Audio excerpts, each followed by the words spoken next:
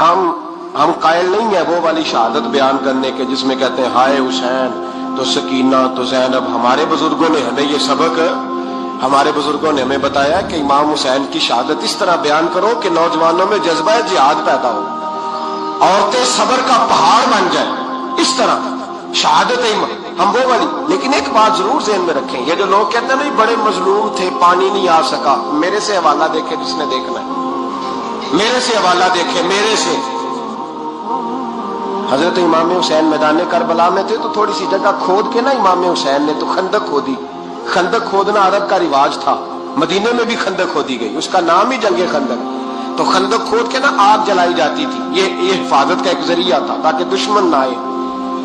تو امام حسین نے اپنے خیمے کے سامنے خندق کھود کے اس میں آگ جلائی تاکہ پردہ رہے، عورتوں کے پاس کوئی دشمن نہ آئے. تو ایک شخص سامنے کھڑا ہو کے کہنے لگا حسین تو نے دنیا میں ہی آگ جلا لی ہے.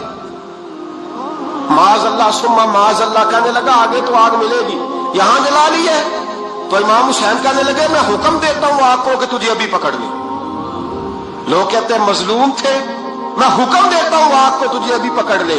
یہ لفظ امام حسین نے کہے. میں 3 کتابیں تو میری لائبریری میں ابھی ہیں جن میں حوالہ ہے، 3 کتب سے، اور آج کل پرسوں کی کتاب نہیں، سینکڑوں سال پرانی. جب کہا نا میں حکم دیتا ہوں تو وہ آدمی گھوڑے سے نیچے گرا، گھوڑے سے نیچے گرا اور گھوڑے کی رکاب کے اندر اس کا پیر الجھا.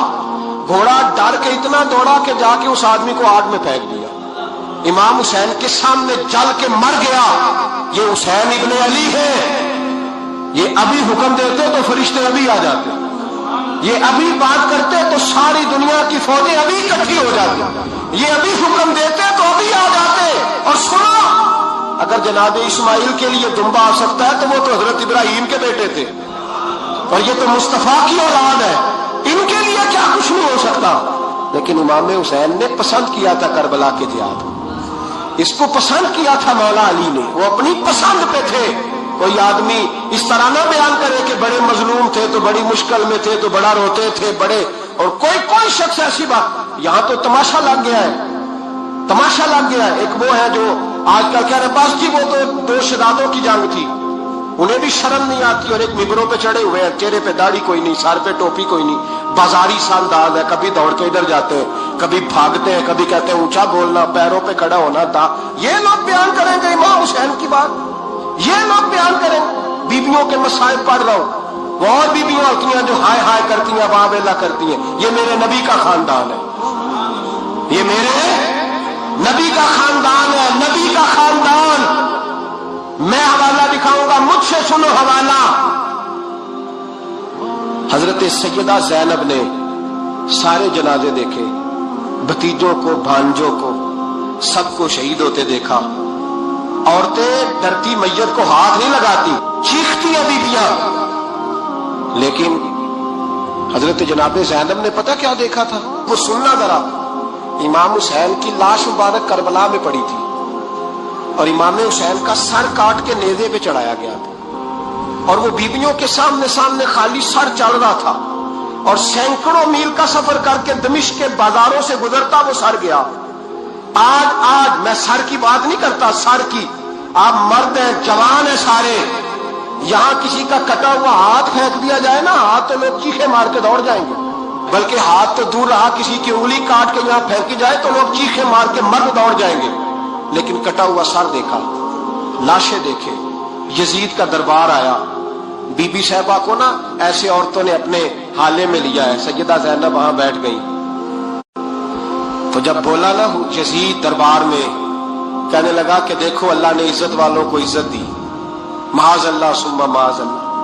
اور میرے مخالفین کا کیا حشر ہوا جب اس نے دیکھے نا، ایک آدمی مجبور ہے، مقہور ہے، اتنا لمبا سفر ہے، غربت ہے، پیاس ہے، بیماری ہے، کیا انداز ہے جب اس عالم میں یزید کے دربار میں اس نے گستاخی کی امام حسین کی.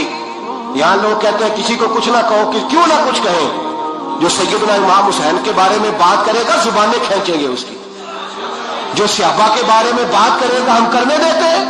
یہ کیا بات ہوئی؟ گستاخی کرنا، بے ادبی کرنا، یہ کون سا دین ہے؟ یہ تو تم بے دینی پھیلا رہے ہو. سنو، جب اس نے بے ادبی کی تو سیدہ زینب چپ نہیں رہی، بلکہ حضرت زینب بولی اور کھڑی ہوئی اور آپ نے تلاوت کی قرآن مجید کی اور آیتیں پڑھی، کہنے لگی وَتُعِزُّ مَن تَشَاءُ وَتُذِلُّ مَن تَشَاءُ بِیَدِکَ الْخَیْرُ، اور آپ فرمانے لگی یزید تو کہتا ہے تیرے مخالفین پسپا ہو گئے، تجھے عزت ملی؟ آپ فرمانے لگے یہ تیرا دربار ہے نا، یہ تیرا سجا ہوا ہے نا، تیرا اس وقت ڈنڈا چلتا ہے نا؟ فرمانے لگی چند سال ٹھہر جا، تیرے اوپر لوگ لعنتیں برسائیں گے، اور فرمایا جب جمعے پڑھے جائیں گے تو لوگ میرے حسین کے نام کے خطبے پڑھیں گے۔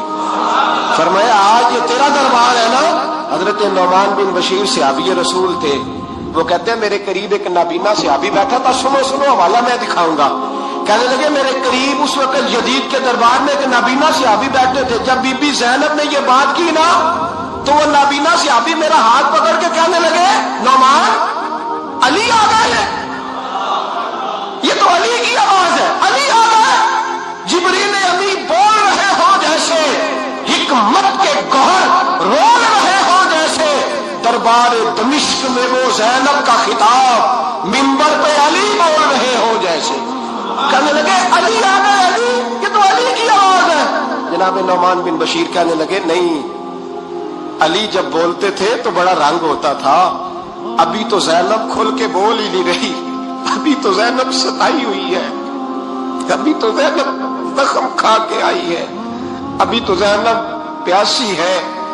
کاش زینب تر و تازہ ہوتی تو زینب خطبہ پڑھتی تو علی کی طرح گرجدار آواز نکلتی، یزید کے محل کانپتے، جبریل امی بول رہے ہوں جیسے، حکمت کے گوہر رول رہے ہوں جیسے، دربار دمشق میں بی بی زینب کا خطاب منبر پہ علی بول رہے ہوں جیسے۔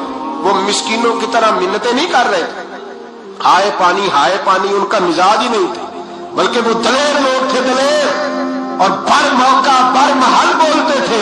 یزید آیا دربار میں، جب یہ سارا قافلہ وہاں پہنچا تو یزید دربار میں آیا،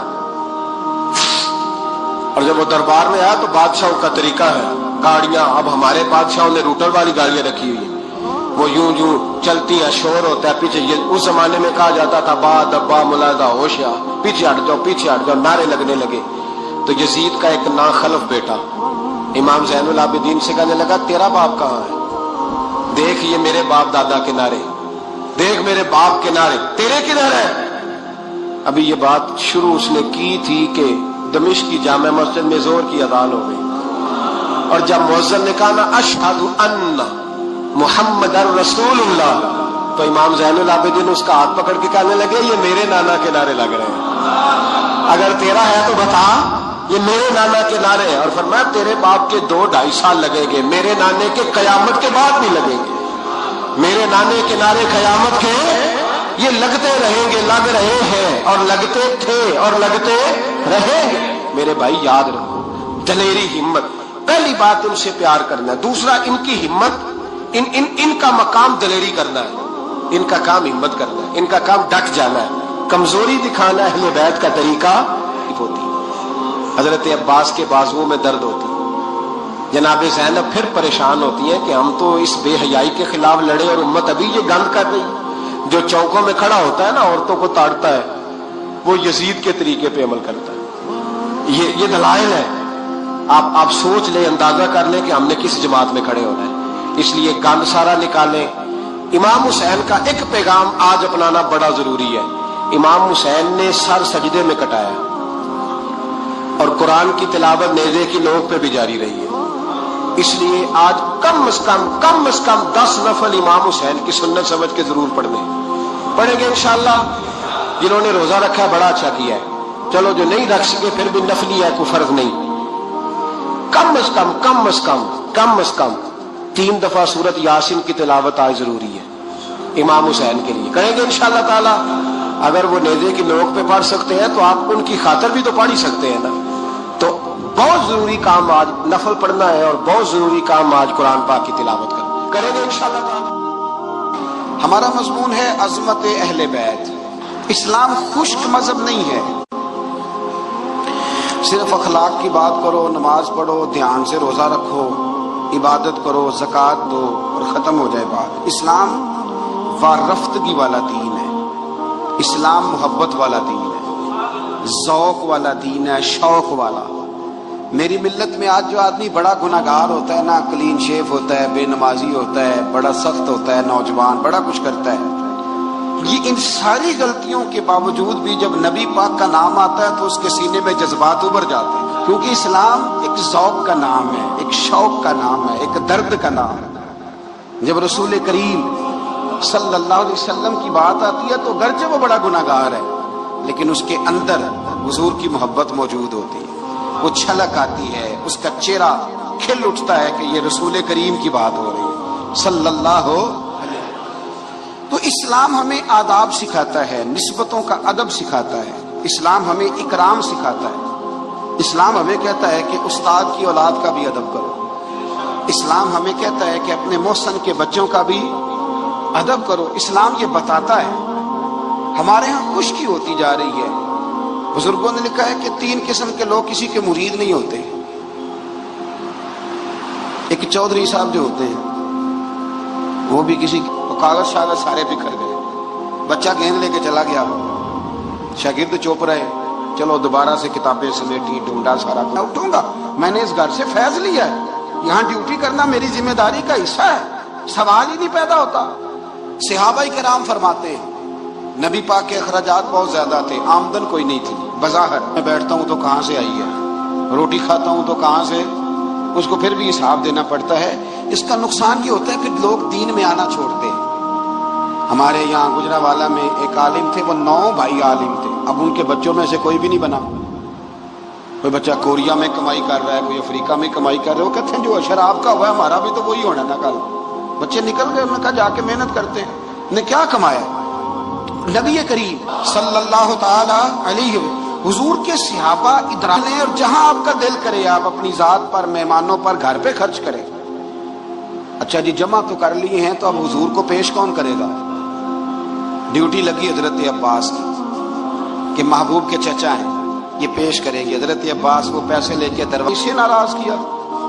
اللہ کرے یہ چھوٹی بات نہیں، بڑی بات کر رہا ہوں۔ فرماتے ہیں جس نے اسے راضی کیا اس نے مصطفیٰ کو راضی کر لیا، اور فرمایا جس نے مجھے راضی کیا اس نے اللہ کو راضی کر لیا۔ اور حضور فرمانے لگے النظر الی وجہ علی عبادہ، علی کو تو دیکھتے رہو گے تو رب کی عبادت کا ثواب ملتا رہے گا۔ کچھ لوگ پریشان تھے کہ حضور سارے تو نہیں نہ دیکھ سکیں گے مولا علی کو، حضور نے اس کا بھی جواب دیا، فرمایا ذکر علی عبادہ، تو بس علی علی کہتا رہے تجھے رب کی عبادت کا ثواب ملتا رہے گا۔ علی کا ذکر بھی عبادت۔ اس خاندان کے ساتھ پیار کرنا۔ میرے اعلیٰ حضرت فاضل بریلوی رحمت اللہ علیہ سے کسی نے پوچھا سید کو زکوٰۃ دے لیں؟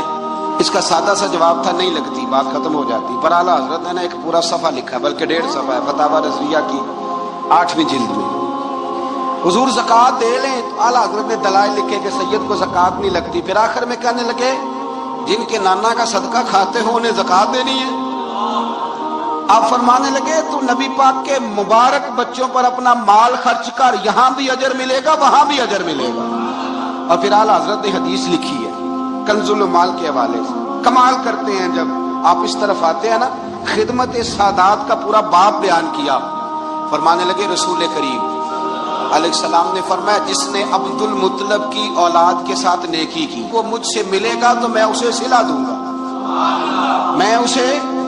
اعلیٰ حضرت یہ حدیث لکھ کے کہتے ہیں ہمیں صلے کی ضرورت ہی نہیں، یہ جو نبی پاک نے کہہ دیا نا جب وہ مجھ سے ملے گا تو مصطفیٰ سے ملنا ہی سب سے بڑا صلہ ہے، یہی سب سے بڑا صلہ ہے۔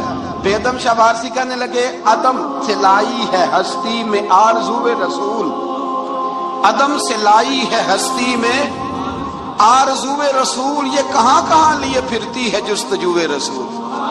ہمیں عدم سے لائی ہے ہستی میں آرزو رسول، اور کہاں کہاں لیے پھرتی ہے جستجو رسول۔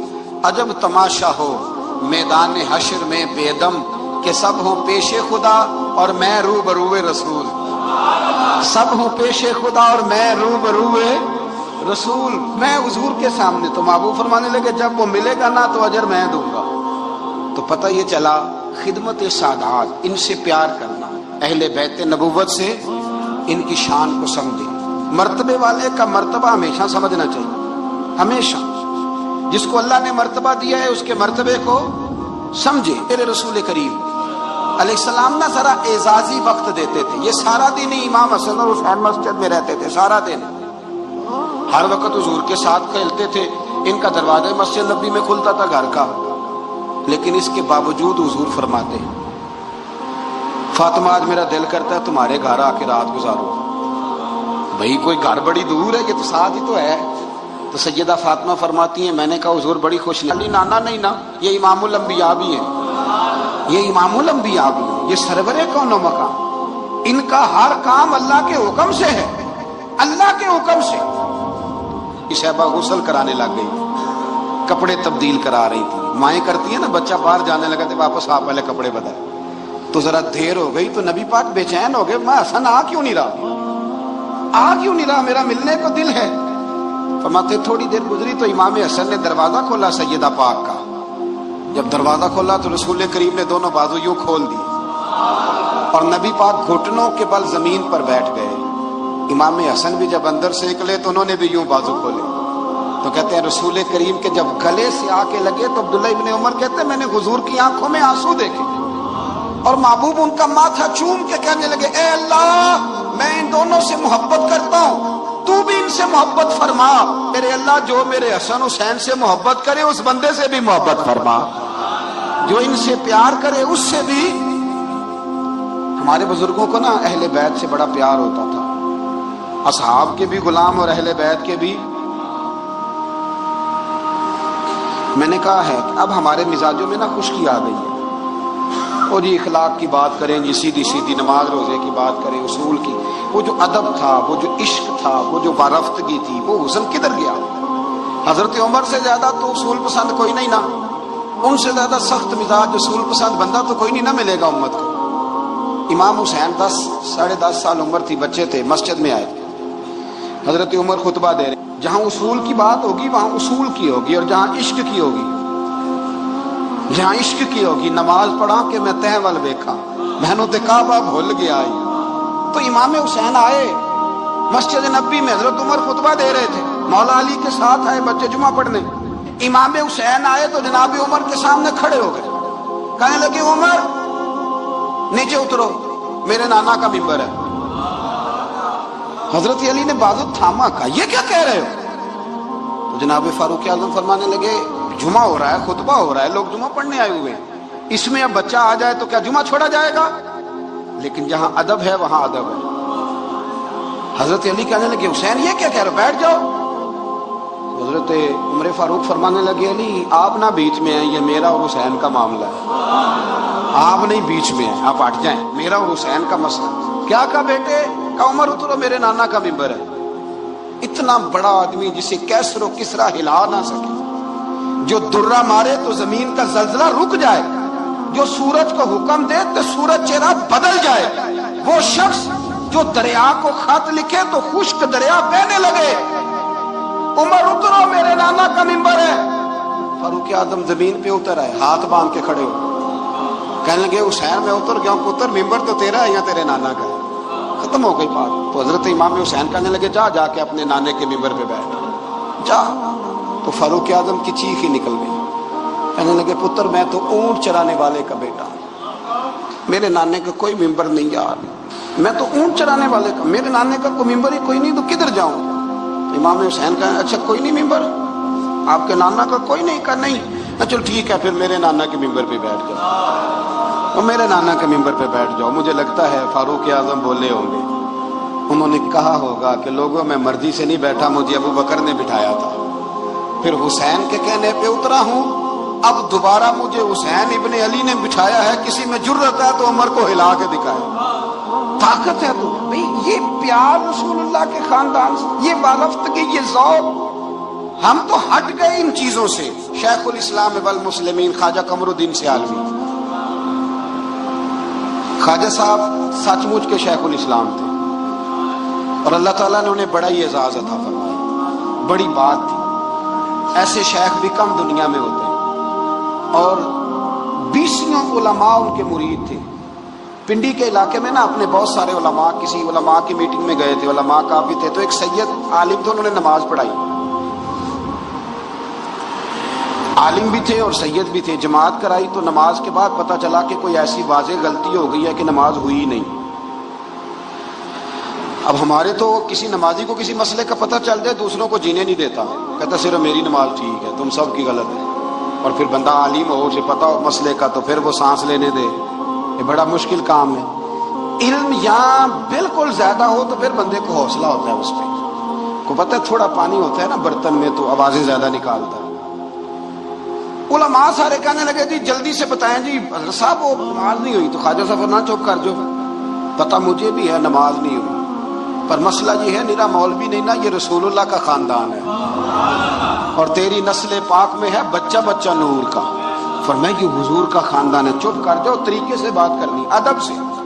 اور کوئی عالم ہوتا تو میں لقمہ دیتا, یہ سادات ہے, چپ کرو. چلو کہنے لگے میں نہ سوچ رہا ہوں کہ کوئی جملہ مل جائے تو شاہ جی کو کہوں کہ نماز نہیں ہوئی. حالانکہ بڑے عالم تھے خواجہ صاحب, بہت زبردست قسم کے محقق عالم. تھوڑی دیر کے بعد کہنے لگے لو جی مجھے نا مل گیا جملہ. امام حسین نے نا قدم رکھا زمین پہ تو آپ کے پیروں کو نا تھوڑی مٹی لگ گئی. مٹی بھی کیا تھی, مدینے کی مٹی تھی. مٹی آپ کے قدموں کو لگ گئی. شاگرد کو بھی بندہ کہہ سکتا ہے کہ جا ذرا امام صاحب کو کپڑا دے کوئی پیر صاف کر لے, کسی کو بھی کہہ سکتا ہے. اور پھر بندہ پڑھا رہا ہو, بیٹھا ہو, اس کے سامنے عقیدت والے سننے والے لوگ آئے, وہ سمجھتا ہے میرا کوئی قد کاٹ ہے, بڑی بات ہے میری, وہ پھر اس طرح ادب اداب کرے. جب امام حسین نے قدم رکھا نا زمین پہ مٹی لگ گئی تو اب شاگردوں کا منہ اس طرف تھا, حضرت ابو ہریرہ کا ادھر تھا, وہ دیکھ رہے تھے. تو جناب ابو ہریرہ جلدی سے اٹھے, خود اٹھے, شاگردوں کا حلقہ چیرتے ہوئے گزرے اور امام علی مقام کے نا پیروں میں جا کے بیٹھ گئے. حضرت ابو ہریرہ کی داڑھی سفید, امام حسین کی کالی. حضرت ابو ہریرہ نے اپنی پگڑی کھولی اور امام حسین کے پیر صاف کرنے لگے. پیر حضرت امام حسین نے قدم پیچھے کھینچے اور کہا آپ کیا کر رہے ہیں, آپ بزرگ ہیں, میں تو جوان ہوں, یہ کیا کر رہے ہیں. حضرت ابو ہریرہ رو پڑے, کہنے لگے حسین میں کالی داڑھی کا ادب نہیں کر رہا, میں خون رسول کا احترام کر رہا ہوں, میں خون رسول کا ادب کر رہا ہوں. یہ نبی پاک کا خاندان, یہ رسول اللہ صلی اللہ تعالی علیہ وسلم کا خاندان ہے. اس خاندان نبوت کا اکرام کرنا, ان کا احترام کرنا, ان سے پیار کرنا, ان کی قدر کرنا, ان کے لیے اپنے دل میں آنکھوں میں عزت رکھنا, ان کے لیے شفقت کے بازو کھولنا, یہ چیز اللہ کو بھی راضی کرتی ہے, اللہ کے رسول کو بھی راضی کرتی ہے. کہانیاں ہیں, داستان سرائی. ادب والا آدمی سمٹا ہوا ہوتا ہے, ادب والا بندہ مہذب آدمی ہوتا ہے, اس میں بہت ساری جگہوں پہ شرم ہوتی ہے, بڑے معاملات ہوتے ہیں, بڑی ساری آزمائشیں. اللہ تبارک و تعالی ہمیں اہل بیت نبوت کا پیار عطا فرمائے. آخر دعوانا سب سے بڑھ کر بہترین مسجد کے خطیب امام حسین تھے. مسجد نبی سے بڑی بھی کوئی مسجد ہوگی جس ممبر پر رسول پاک بیٹھ کے خطبہ دیا کرتے تھے, اور میرے مصطفیٰ کے آستانے سے بڑا بھی کوئی آستانہ ہوگا جس کی سجادگی امام حسین کے پاس تھی. کہتے ہیں ہمارا کیا تعلق, ہمیں کیا لگے, جو مرضی ہوتا پھرے. یہ سنو, سب سے پہلے پاکستان نہیں, سب سے پہلے رسول اللہ کا دین ہے. اصل میں جاگ ہی نہیں رہا, میں جاگتا ہی نہیں, اور مجھے یہ اندازہ ہی نہیں کہ لیبیا سارا کٹ گیا, مصر کے ٹکڑے ٹکڑے ہو گئے.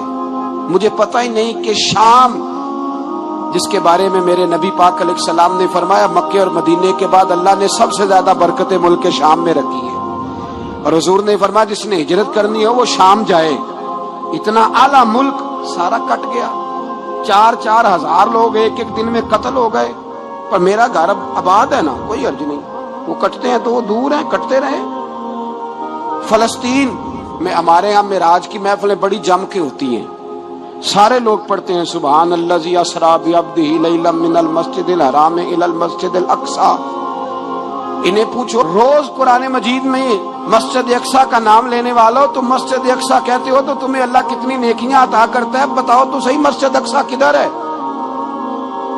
اور اب تو میری طرح کے مولوی آدھی حدیث سناتے ہیں, کہتے ہیں مسجد نبی میں ایک نماز پڑھو تو 50 ان کے کباب بنا کے کھا لیے, چھوٹے چھوٹے بچوں کی لاشیں انہوں نے لٹکا ڈالی. سب سے بڑھ کر بہترین مسجد کے خطیب امام حسین تھے. مسجد نبی سے بڑی بھی کوئی مسجد ہوگی جس ممبر پر رسول پاک بیٹھ کے خطبہ دیا کرتے تھے؟ اور میرے مصطفیٰ کے آستانے سے بڑا بھی کوئی آستانہ ہوگا جس کی سجادگی امام حسین کے پاس تھی؟ کہتے ہیں ہمارا کیا تعلق، ہمیں کیا لگے، جو مرضی ہوتا پھرے۔ امام علی مقام آرام سے مسجد نبی میں بیٹھے تھے، زمانہ پوری دنیا سے جاتا تھا، ہاتھ چومتا تھا، قدموں میں بیٹھتا تھا۔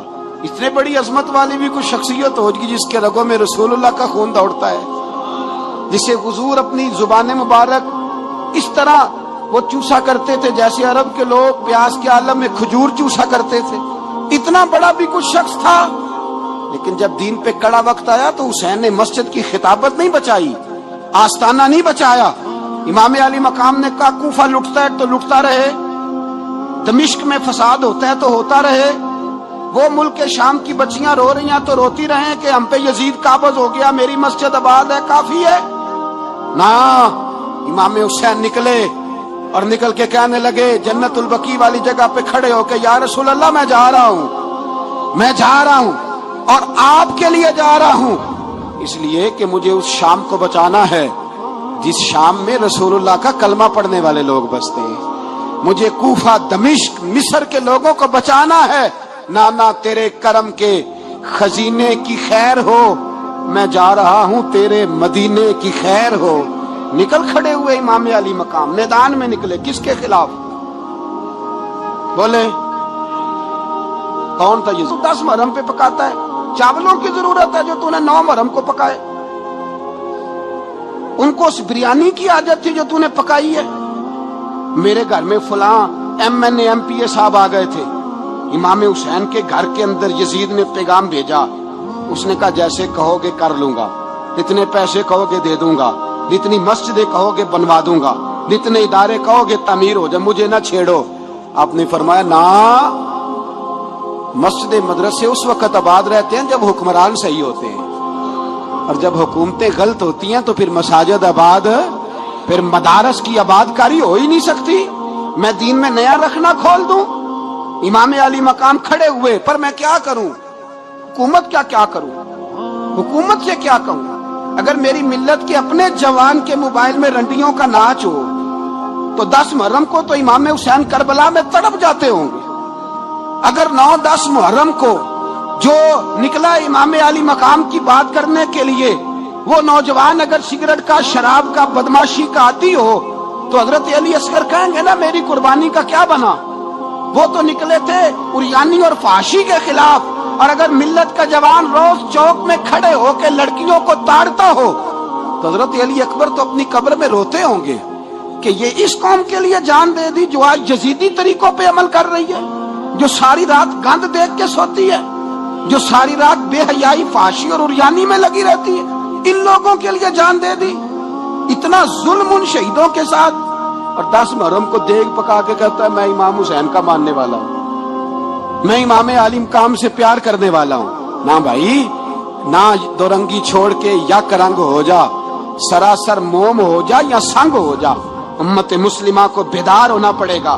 امام علی مقام میدان میں نکلے، ڈٹ کے نکلے، اور امام نے فرمایا میدان میں نکل کر کہ میرا وطن مدینہ ہے، میرا وطن مدینہ ہے، پر مدینہ بعد میں، رسول اللہ کا دین پہلے۔ تو پاکستان کی بات کرتا ہے؟ امام علی مقام نے فرمایا مدینے کی شہریت بعد میں، رسول اللہ کا دین پہلے، اور تیرے تو بچے عام سے ہیں۔ امام حسین نے فرمایا میری گود میں جو بچے ہیں وہ رسول اللہ کے نواسے ہیں، پر بچے بعد میں، نبی پاک کا دین پہلے۔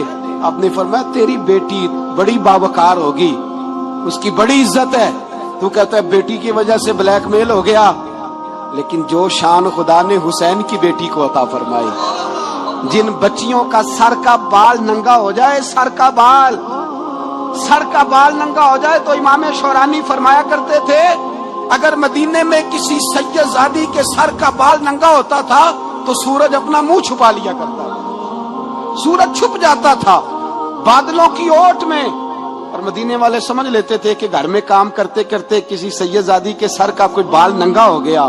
ان شہزادیوں کا اتنا وقار، اور اس نے اپنے لال کو روٹی پکا کے دی۔ باپ کہتا رہا چل چھوڑ، سو جا بیٹے تیری اماں، اس نے کہا نہیں مجھے نیند نہیں آتی بیٹا، بھوکا ہے۔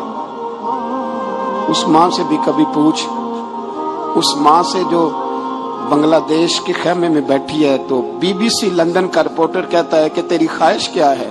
کہتی کوئی بھی نہیں، چلو 2 دن کے بعد ہی صحیح میرے بیٹے کو ایک روٹی دے جایا کرو، یہ روٹی مانگتا ہے مجھ سے، میں کدھر سے لاؤں؟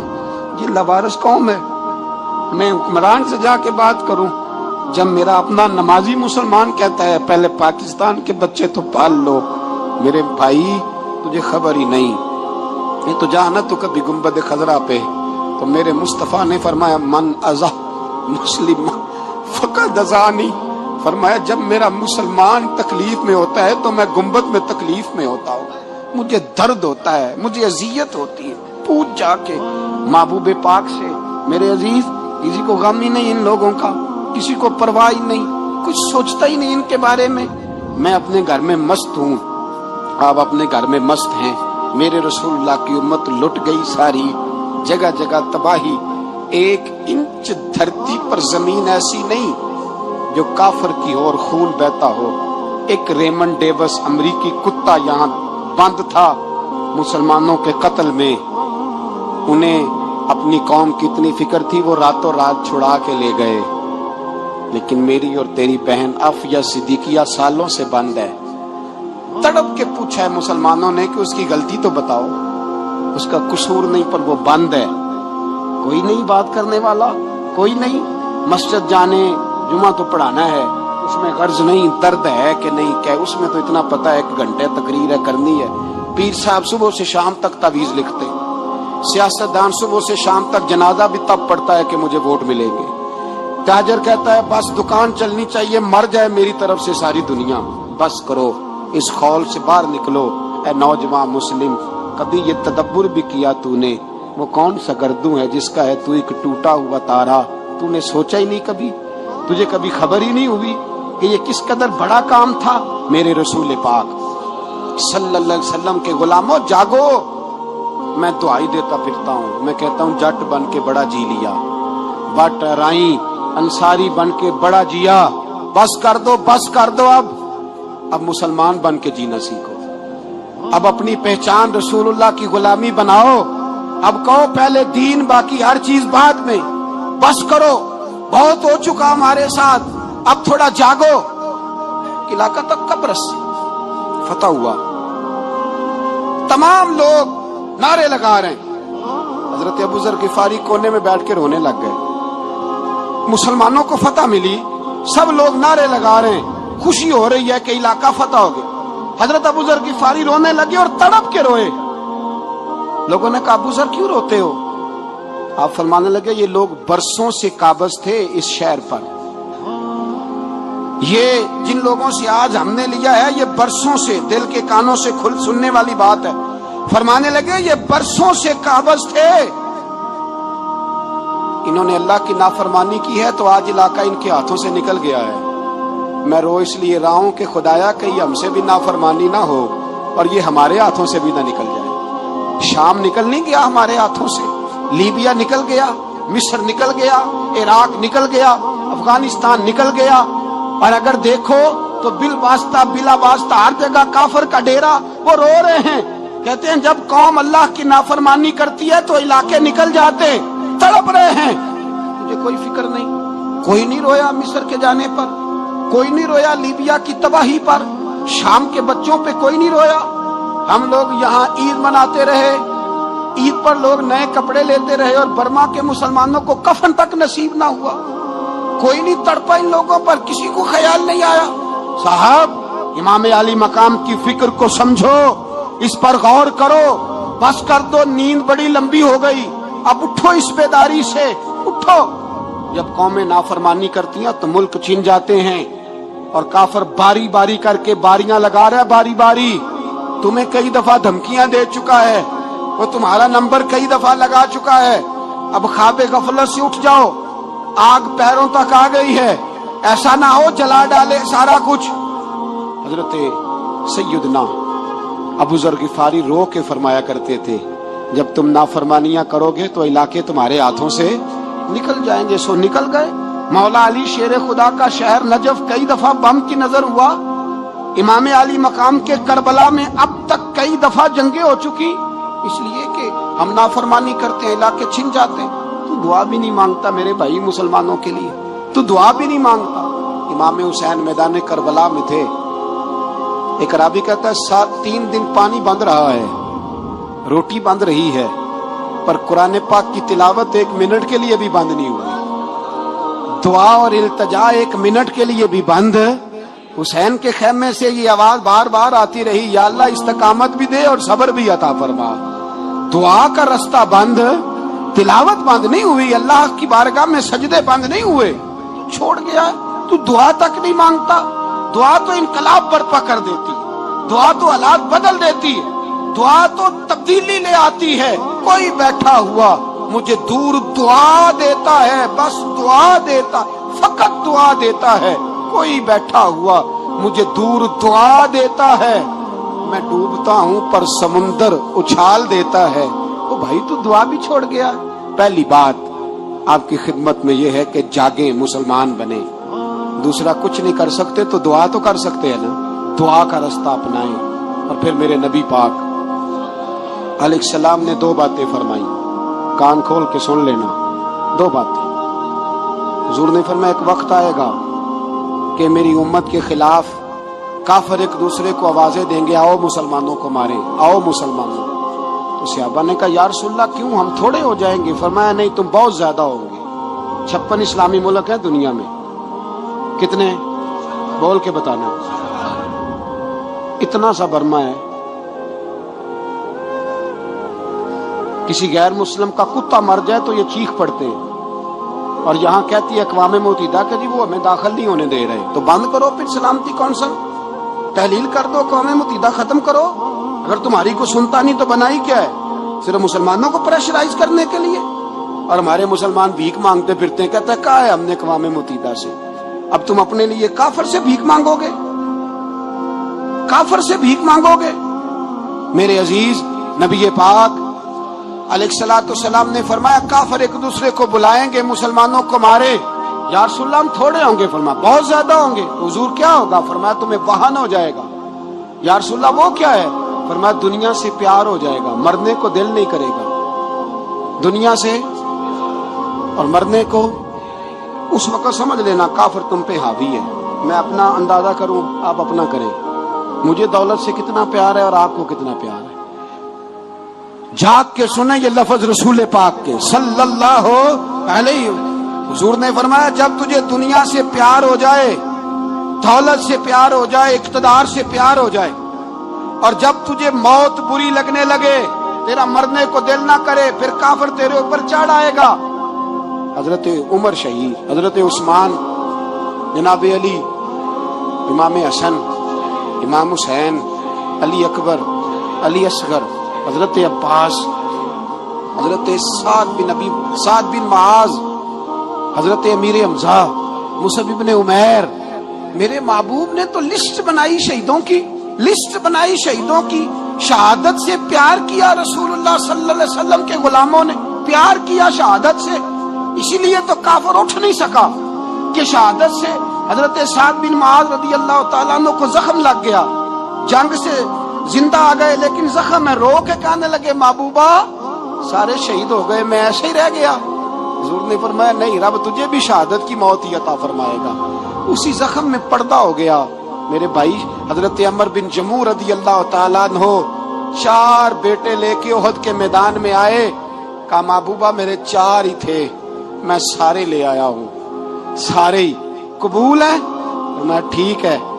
پھر خود بھی زرہ پہن لی، ایک ٹانگ سے لنگڑے تھے، ٹانگ چھوٹی تھی۔ حضور نے فرمایا تو نے کیوں لباس پہن لیا ہے؟